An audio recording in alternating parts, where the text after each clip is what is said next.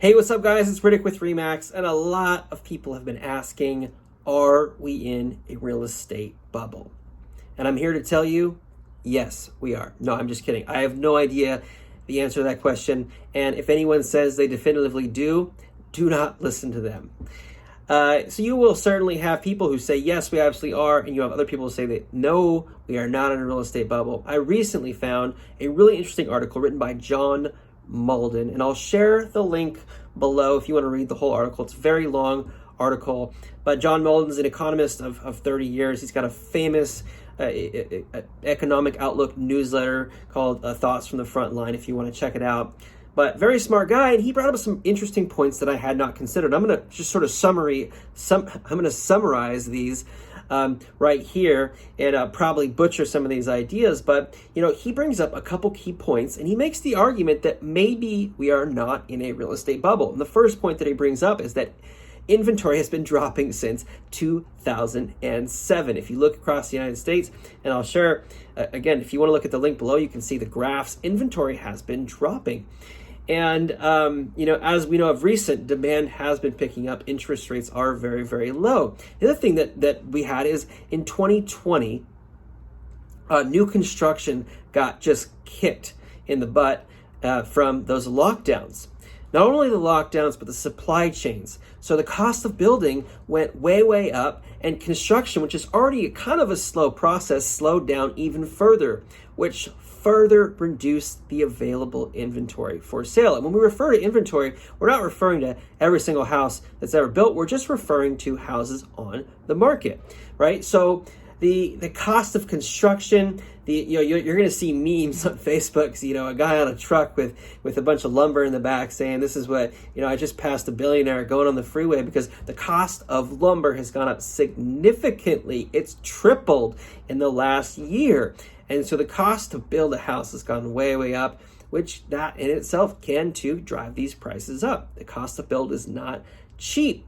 The other point that they make is the magic number of 33, and that's 33 years old. That's when the average person starts buying their first house. They're tired of renting. Maybe they paid off some student loans, but they're getting in the game on average, historically, at 33 years old. Well, what we found is that we had a dip 2006 where the number of these people at this age dropped down, but right now that number is increasing for the next 4 years. For the next 4 years, people who are 33, there's going to be more of those people, which means that there's more than likely going to be people who want to purchase their first home.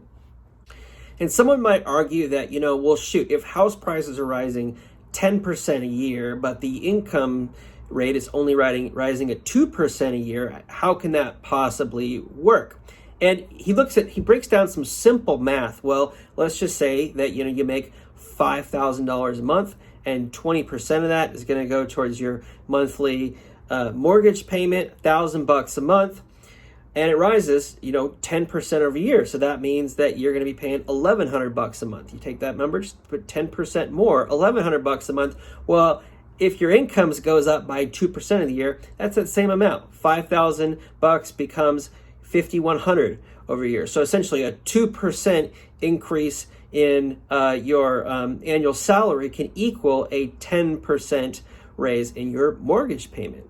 And so that may necessarily not dissuade prices, increased prices may not necessarily dissuade buyers from jumping in the market.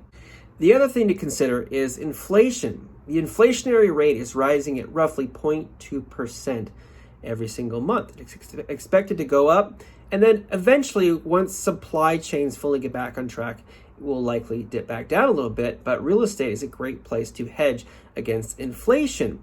And there's been a great many writings. Ray Dalio, a very smart guy, is saying that the bond market is just not a good place to put your money. And so a lot of people are putting their money in real estate to simply hedge against inflation. Now, there is one thing, this article, that says this could absolutely cause a correction in the real estate market, and that is rising mortgage interest rates. However, John Malden does not think this is going to happen anytime soon. So this was a really interesting article. Again, just below, if you want to read the whole thing, see all the graphs and charts and citations and all that, you could read it. I thought it was very fascinating and introduced some ideas that I didn't know.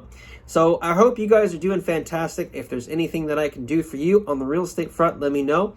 And until next time, take care. Hey, it's Britic. If you are considering buying, selling, or investing in real estate in Bellingham, Whatcom, and Skagit County, I would love to connect with you.